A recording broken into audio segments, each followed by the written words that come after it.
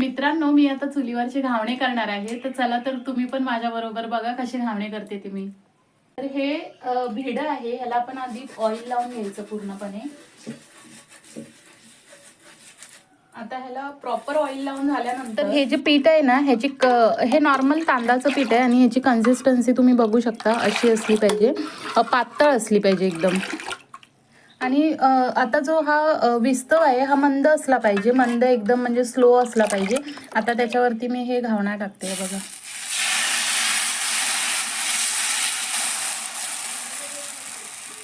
आता याला झाकण मारून ठेवलं होतं, आता हे झाकण मी काढणार आहे.